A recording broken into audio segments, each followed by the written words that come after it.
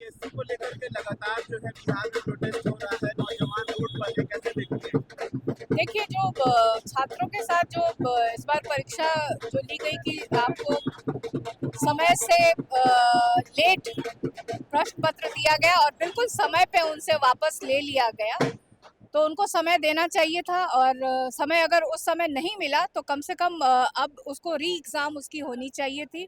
और बिहार में ऐसे लगता है जैसे कि सरकार नाम की चीज़ रह नहीं गई है। छात्रों की कोई सुन नहीं रहा है, किसानों की कोई नहीं सुन रहा है, बेरोजगारों की कोई सुन नहीं रहा है। और देखा जाए तो जो ब्यूरोक्रेसी है बहुत हावी है और अपने हिसाब से वो लोग जिनको जो ठीक लग रहा है वो कर रहे हैं। और मुझे लगता है कि जो चुनाव अभी इस बार होने वाला है, तो जिस हिसाब से सब लोग के अंदर आक्रोश है और मुझे लगता है कि सही समय पे सही सरकार को वो लोग चुनने जा रहे हैं। अपोजिशन ने भी प्रोटेस्ट निकाला था, राजभवन मार्च का, कांग्रेस माले सब लोग थे, लेकिन आरजेडी उसमें शामिल नहीं हुई थी।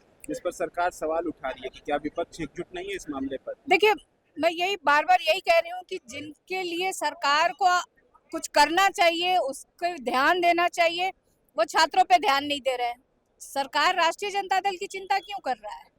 राष्ट्रीय जनता दल हमेशा छात्रों के साथ, किसी भी तरह के आंदोलन के साथ हमेशा खड़ी रही है और उस समय भी रही। अभी आपने देखा जिस तरह से तेजस्वी यादव जी यात्रा पे थे और उस रात को आए और उन्होंने मिल करके छात्रों का साथ दिया और वो डिमांड कर रहे हैं कि फिर से री एग्ज़ाम होना चाहिए। और री एग्ज़ाम बिल्कुल होना चाहिए, होना इसलिए चाहिए कि कोई सही मांग है छात्रों की कि आप एक तरफ आप जो एक समय होता है और समय से अगर विलम्ब से अगर आधे घंटे 1 घंटे आप छात्रों को देर से आप देते हैं और पहले आप समय पे ले लेते हैं, तो आखिर उस तरह से छात्रों के भविष्य के साथ ये खिलवाड़ है कहीं ना कहीं।